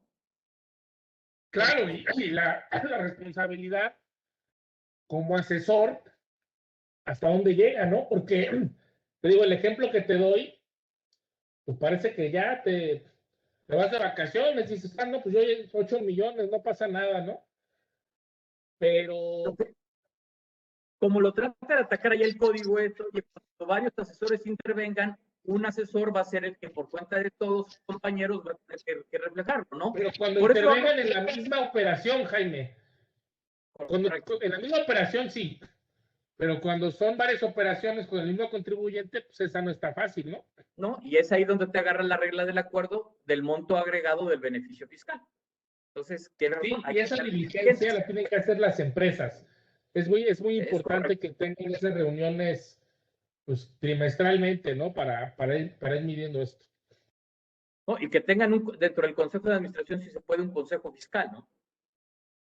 Pero bueno. Listo, sí. Listo. Pasamos a la reflexión 5. Y aquí les soy sincero a todo el foro. Estoy confundido. Hay un libro que se lo recomiendo. Para mí es la madre del derecho sancionador en México. Margarita Lomelí Cerezo fue magistrada del Tribunal Fiscal de la Federación y se denomina el libro o intitula Derecho Penal Administrativo. Y cuando yo leo el 199, para mí esas 14 fracciones forman parte del tipo penal administrativo. ¡Ay, estás loco! El tipo penal está en el artículo 82A y al 82D, ahí están diseñados los tipos penales y las sanciones. Sin embargo, a mí lo que me dice el 82A, el 82D, el 82C y el D, es decir, a ver, el tipo penal administrativo es no presentar la información de esquemas reportables. Perfecto. Pero para yo poder llegar a eso, debía haber leído y observado las 14 características que para mí, ojo, a título personal, tendrían que ser parte del tipo penal administrativo. Y entonces esto implicaría que tendrían que ser de aplicación estricta y no podrían aplicarse por mayoría de razón o analogía. Y en ese caso, lo que dice Toño, evitar que nuestra mente empiece a volar y generar 200,000 ejemplos. La ley no puede ser casuística, no puede ser un diccionario y no puede ser una lista de ejemplos, pero desafortunadamente los tipos son tan amplios que puede llegar a caer como operación reportable con características de reportable, pues muchas operaciones que hacemos del día a día. Y como dice Toño, pues oye, si le voy sumando, pues resulta ser que excedí los 100 millones en un ejercicio y al día siguiente ni me di cuenta, no la reporté, y el efecto es que se desconozcan los beneficios fiscales. Entonces, les dejo eso, no quiero inventar el hilo negro y decir, es que forma parte del tipo penal, para mí tendrían que ser de aplicación estricta. Dos, independientemente del artículo 5, sino porque forman parte de un tipo penal administrativo que da lugar a multas y sanciones. Dos, uno pensaría que operaciones reportables únicamente aplica para operaciones domésticas. No, aplica, a internacionales, no, aplica tanto internacionales como domésticas. Y la OCDE lo permite, vamos, lo promueve, que sean para ambas. No necesariamente estas características de esquemas reportables aplican a partes relacionadas. No necesariamente. La mayor parte sí, pero no todas. Algunos de los supuestos, por no decir todos, son imprecisos y vagos. Yo vuelvo a reiterar lo que a Toño no le gusta que diga, que son neutrales. Esto es, el hacerlos y el presentarlos, pero sobre todo el que se consumen, implementen o comercialicen, no se presume que son ilícitos o ilegales. Y finalmente, algo que comentaba Toño con mucha precisión y claridad, podemos tener un esquema reportable con actos jurídicos materiales existentes, con un beneficio económico razonablemente esperado superior al beneficio fiscal y que tenga razón de negocios. Vamos, fui reiterativo en este tercer punto con el segundo que había dicho. Pero la realidad es que la regla antiabuso y los criterios de la 10ª época de la Corte, donde le permiten a la autoridad fiscal declarar la inexistencia de actos jurídicos para efectos fiscales nada más, pues parecería, si estuviese en el foro alguien de Hacienda, me diría, oye Jaime, pues el que nada debe, nada teme, repórtalo, ¿no? Entonces, pues como decía Toño, si tengo una operación con esas características y la tengo que reportar, pues la reporto, porque la consecuencia de no reportarla, si el asesor fiscal no la reporta, es el desconocimiento de los efectos fiscales de todo ese esquema o de los actos jurídicos que forman parte del esquema. No sé si tengas algún comentario sobre esto, Toño. No, totalmente de acuerdo contigo, Jaime.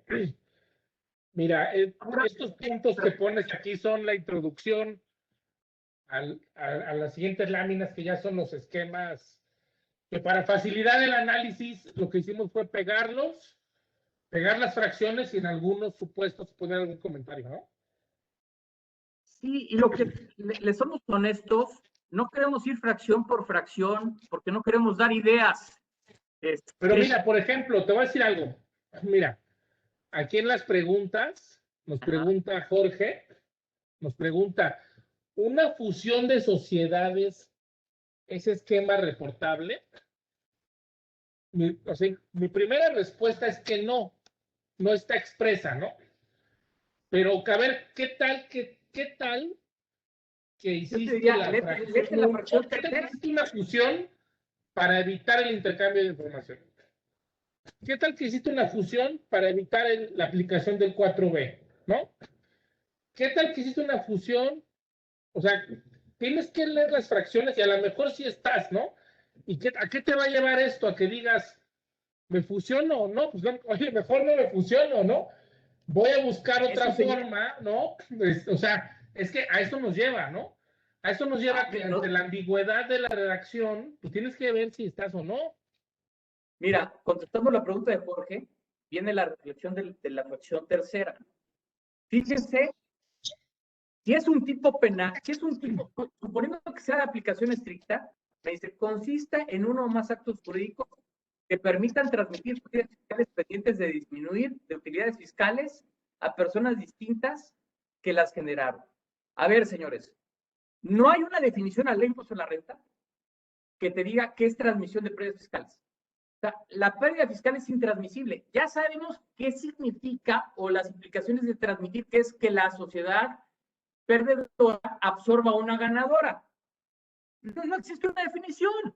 Pero en el caso que tú dices, Toño, tienes razón, Jorge, oye, voy a fusionar una perdedora que es del mismo giro, no va a haber cambio de control, la tengo que reportar y yo le diría, oye, pero es que, ¿dónde viene la definición de transmitir pérdidas fiscales?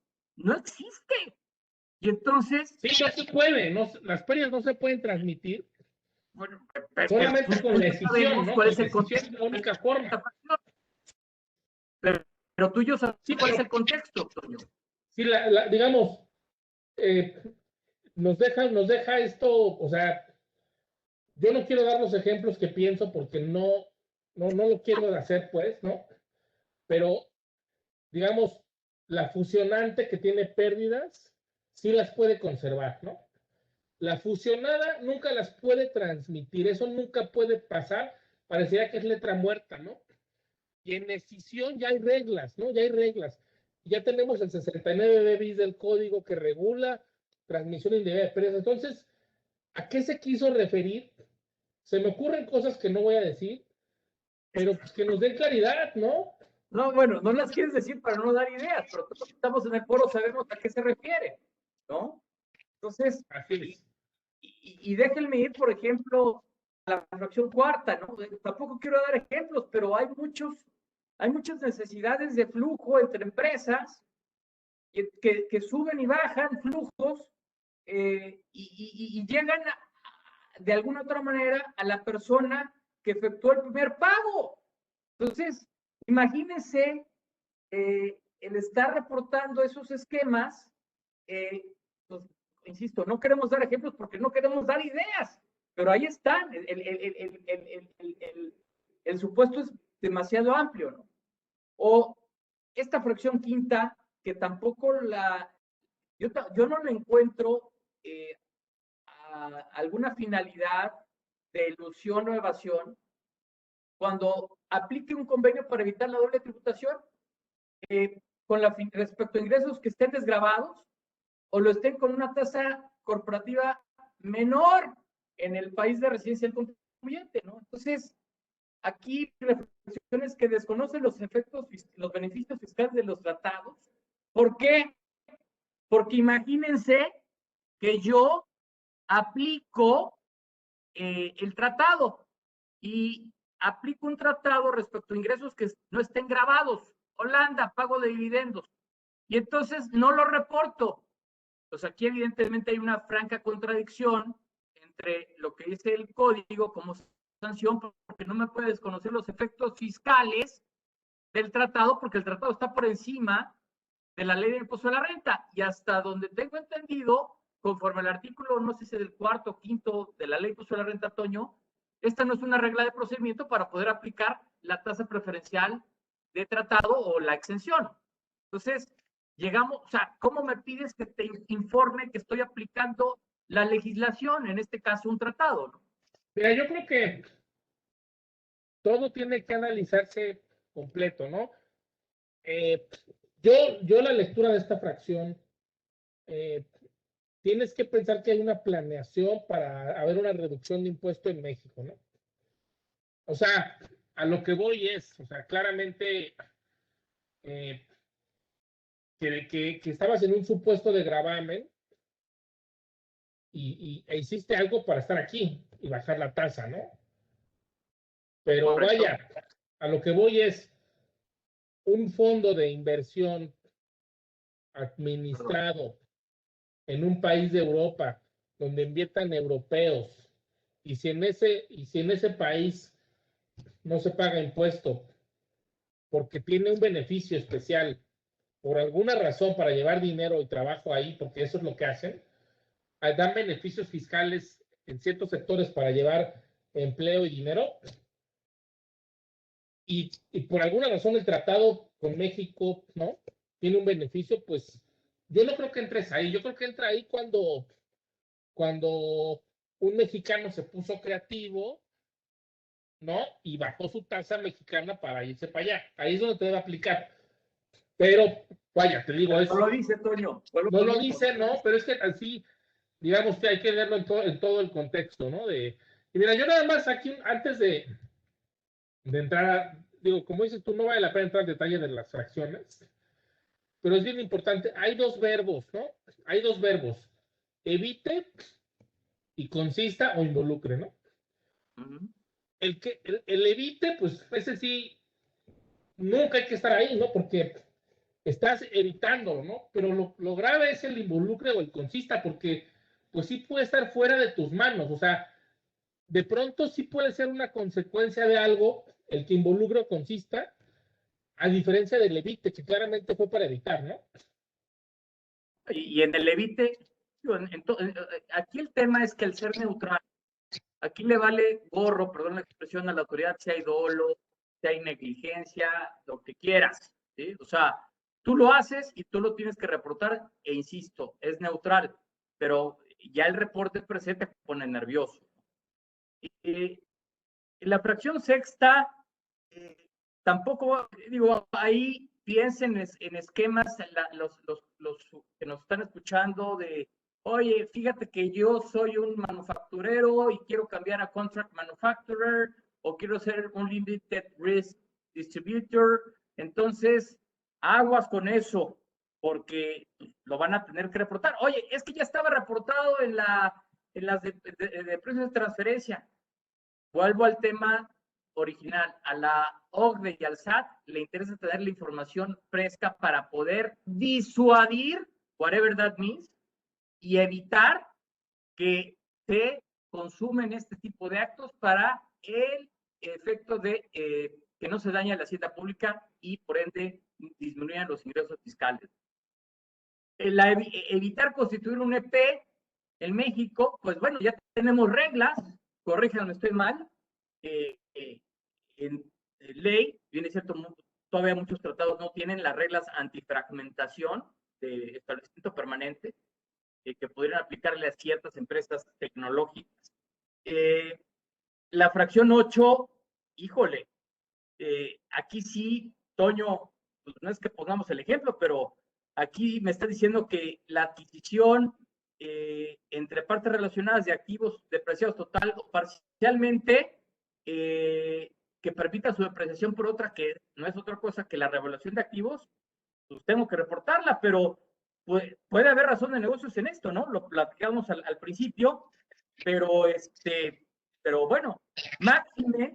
Pero tiene que haber un beneficio fiscal, y aquí, Pues, por eso le agregamos que, pues sí debería haber unas reglas de grupo, ¿no? O sea, de grupo de control, de, oye, si en una empresa pagaste ISR y en la otra lo vas a deducir porque lo moviste, porque, digamos, imagínate que esa maquinaria ya no te sirve en esa empresa, porque ya se dedicó a otra cosa y tienes tu filial, se la vendes, ¿no? Digo, vas con una firma de precios, te revisa la evaluación, te da unos rangos, ¿no?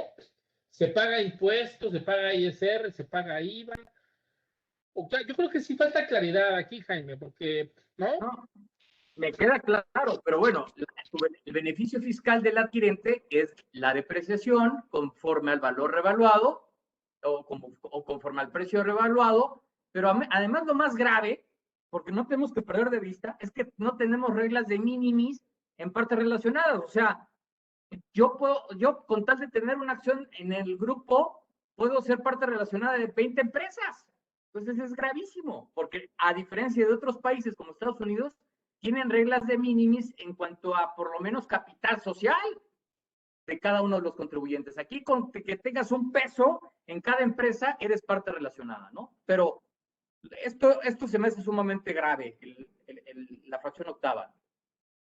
La fracción novena, pues ya está atacada también en el artículo 28, fracción 23, pero bueno, ahí también, como dice Toño, ya estás jugando otras ligas, ¿no? Ya estás jugando otros tipos de esquemas que no son del día a día y que involucran más sofisticación, ¿no? No sé qué piensas, Toño.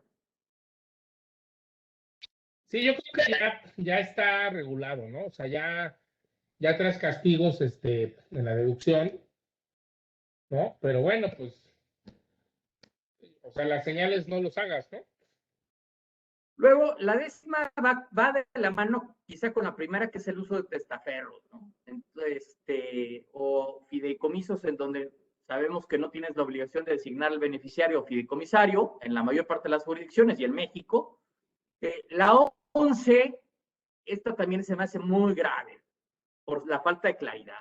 O sea, sabemos que tenemos 10 años para disminuir las pérdidas fiscales y esta, híjole, aquí denosta y demuestra la falta de técnica legislativa del legislador. Dice, cuando las pérdidas fiscales cuyo plazo para realizar su disminución de la utilidad fiscal esté por terminar.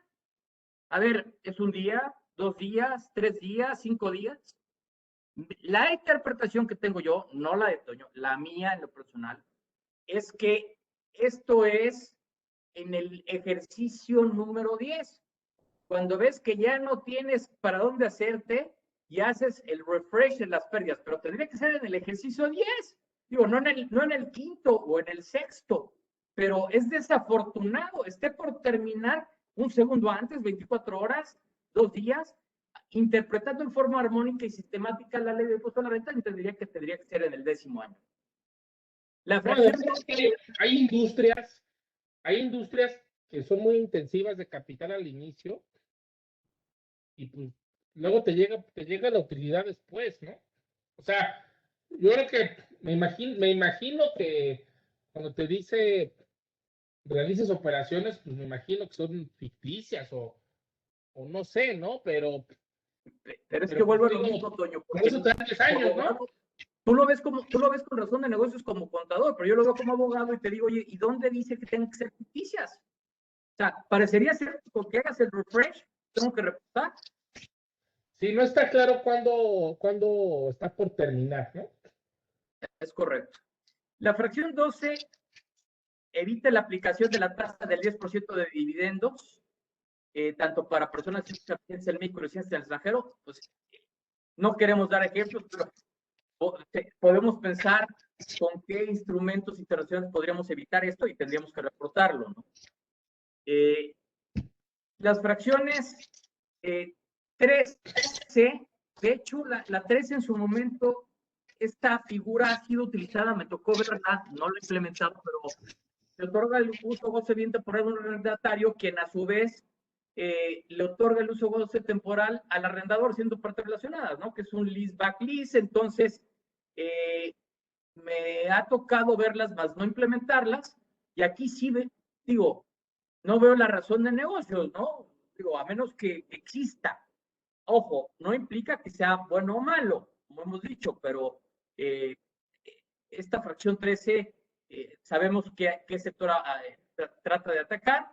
Y la fracción 14, mi único comentario, aquí dejo a Toño como contador, como experto, es que Estados Unidos la tenía como operación reportable y la eliminó en consideración a que en Estados Unidos, al igual que en México, en la declaración anual tienes que presentar una conciliación contable fiscal. Entonces, yo no sé si le estamos dando cambio de más o qué al fisco. Pues no sé, Toño, ¿cuál crees que sea la motivación de esta característica de reportable de la fracción 14? Pues mira, yo creo que esta es la cereza del pastel, o sea, no es tan poca la claridad, ¿no?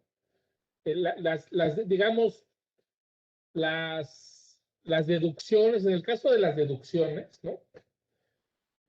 Para que una partida sea deducible debe estar debidamente registrada en contabilidad, ¿no? No quiere decir que coincidan las cosas, porque hay diferencias, por eso hay normas contables y reglas fiscales, y hay diferencias, ¿no? Claramente hay diferencias. Yo no sé por qué les preocupa que haya más del 20, pues que nos digan cuáles son los ejemplos que les preocupa, ¿no? O sea, yo creo que más bien el mensaje que hay que dar a la audiencia es pues, revisar bien la conciliación, tanto ingresos como deducciones, porque te habla de operaciones, ¿no? Y sí ver, yo lo que quería es ver la conciliación, si traes diferencias mayores al 20, ves qué son, y si no viene de ninguna cosa listada aquí, pues a lo mejor ya estás más tranquilo, ¿no? Y si no, pues atiendes para que se cuide esa diferencia, pero pero yo creo que sí es de los temas más poco claros, ¿no? Coincido contigo. Y ya para terminar, digo, queríamos, porque no queremos leerles todas las infracciones, pero queremos que la reflexión más importante de las sanciones que aplican a los contribuyentes que no reporten, ojo, afortunadamente, y siguiendo la recomendación de la OCDE, el dictamen venía en que te iban a imponer sanciones aun cuando cumplieses en forma extemporánea pero espontánea. Aquí ya puedes cumplir en forma extemporánea y espontánea y no hay sanción. Pero como les comentaba, la OCDE dice, oye, los países pueden implementar sanciones no pecuniarias y nuestros legisladores son muy creativos y dicen, oye, ¿y por qué como sanción desconocemos los beneficios fiscales del esquema reportable? Y aquí me enfrento, colegas, a una situación que tengo que estudiar más todavía, porque si ustedes ven en la presentación, dice en la sanción para el contribuyente, la sanción implicará no aplicar el beneficio fiscal previsto en el esquema reportable, esto es, abajo mis pérdidas, abajo mis deducciones o abajo cualquier atributo fiscal, y se aplicará y copulativa una sanción económica. A ver, abogado, el artículo 22 constitucional establece que nadie puede ser juzgado 2 veces por el mismo delito, llevado a derecho penal administrativo, nadie puede ser multado 2 veces por la misma conducta. Y entonces, aquí el gran tema es si realmente el denegar beneficios fiscales consiste en una multa de las que se refiere el 22 constitucional. Porque, queridos compañeros, en diversos precedentes jurisdiccionales, la Corte ha sostenido que, por ejemplo, los supuestos en donde quedan sin efectos temporalmente los certificados para expedir certificados digitales por Internet o el procedimiento relativo a la inexistencia de operaciones del 69B no son multas. Y déjenme darles una experiencia personal. Bueno, no, la personal no. Déjenme darles otro antecedente. Acuérdense que para efectos de que sean deducibles los intereses pagados a residentes del extranjero, debo de presentar la declaración informativa múltiple. Y en su momento, yo me incluyo, fuimos a la Corte y decir, oye, esta sanción es desproporcionada porque me niegan la totalidad de la deducción por no informar que le pagué a John Peters $100 de intereses o $100 millones. Y la Corte dice, no, esto no es sanción porque esto es una consecuencia jurídica de tu incumplimiento de tus obligaciones como obligado de pagar contribuciones y de autodeterminación. Ahora bien, vuelvo. Aquí lo que quizá nos pueda llegar a salvar para decir, si el día de mañana, ojalá, toco madera, los liquidan, es que nos podemos ir al amparo indirecto, atacar la constitucionalidad de esta doble sanción y decir, sí es sanción, porque a diferencia de lo que me dijiste en certificados y en 69, aquí está en el capítulo de sanciones del Código Fiscal y es la consecuencia directa e inmediata del incumplimiento de la obligación consistente en no presentar los esquemas reportables. Pero entre que son peras y son manzanas, la autoridad va a llegar con una determinación, imagínense, astronómica, porque yo no sé cuánto sería el beneficio fiscal de cada uno de los actos jurídicos que integran el esquema reportable y además el 50 o entre el 50 y el 75% del beneficio fiscal del esquema. Para mí hay una doble multa sobre un mismo acto, perdón, sobre una misma omisión o un acto ilícito consistente en la omisión de la presentación del esquema reportable. No sé, Toño, si tienes alguna duda, pero se me hace gravísimo cómo está redactado y sobre todo con los presidentes que tenemos de la Corte, que el día de mañana la Corte me diga que esto no es una sanción per se de las que califican para efectos del artículo 22 constitucional. Sí, mira, yo creo que resume yo creo que lo que platicamos, ¿no? Si tienes alguna duda, no está claro que va a estar en una fracción, no lo hagas, o sea, no te la juegues, no lo hagas, punto, ¿no? Porque pues tristemente si lo informas mal o creíste que no se tenía que informar, pues las penas pueden ser muy duras, ¿no? Ya con las consecuencias que dijiste tú y las opciones del amparo. Pero mira, y ya digamos para terminar, a mí me parece bien que la autoridad vaya acotando el camino a las planeaciones agresivas, eso me parece bien. Se ve cada vez más, ¿no? Ya desde hace algunos años, ¿no? No nada más ahorita, pero sí que sean claros en las reglas, en los supuestos, ¿no?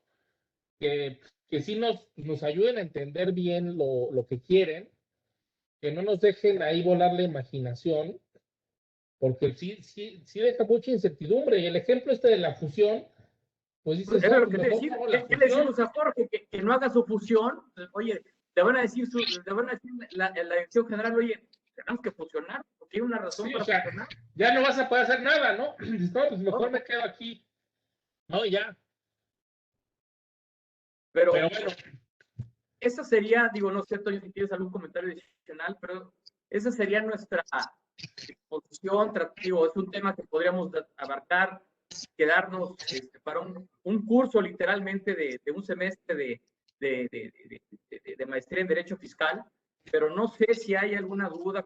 Yo no tengo visibilidad a las preguntas, Toño, de los colegas que están atendiendo la exposición.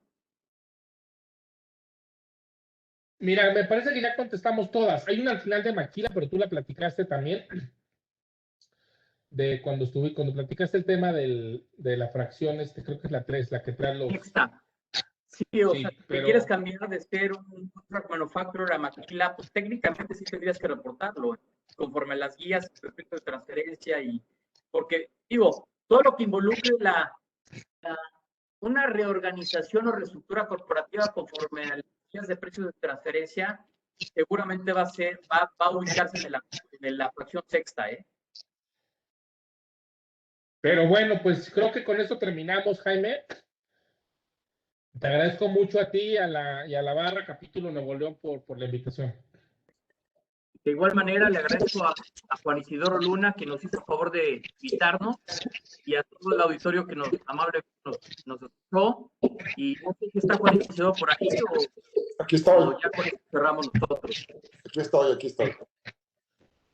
Aquí estamos, pues excelente la manera que abordaron el tema. La verdad, de manera bastante, creo yo, más que reflexiva, que lo fue, por supuesto, muy profunda. Creo que tocaron en las generalidades y muchas particularidades de este trascendente tema. La verdad, estamos muy agradecidos. La verdad, estos temas son, como decía ahorita los expositores, pues materia en realidad para todo un diplomado, para todo un curso integral, para toda una especialidad o maestría, la verdad. No, nunca terminas de aprender, nunca terminas de sorprenderte de los casos que ves en la práctica y las interpretaciones, sobre todo de la autoridad, en este caso.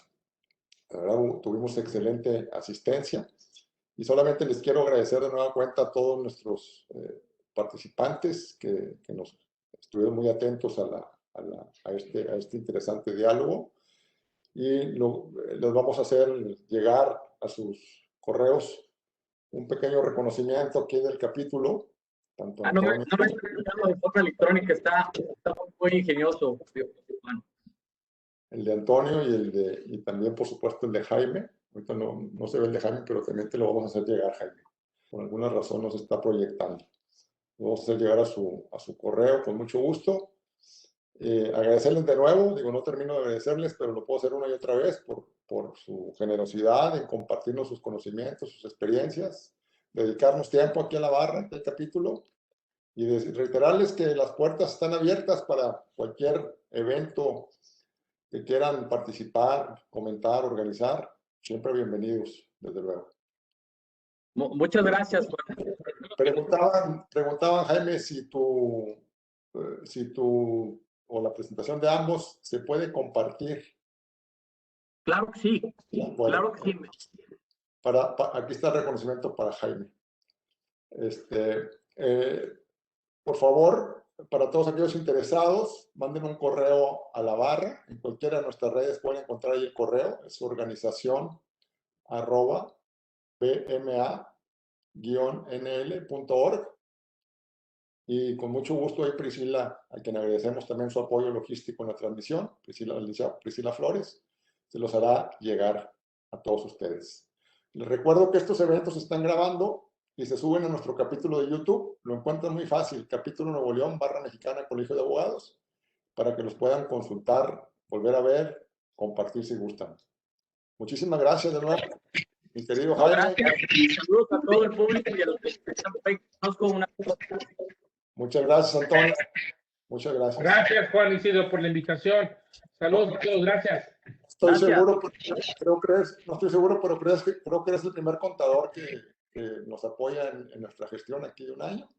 Esperemos. Yo le decía a Jaime que me llevo muy bien con los abogados desde la universidad y siempre me he llevado más que con los contadores, pero con mucho gusto. Antes de carrera, Toño. Lo único bueno es que le vas a la América. No, ya me van a castigar. Les voy a decir que ahorita un compañero aquí en la oficina que también está conectado me preguntaba cuál de los dos era el abogado.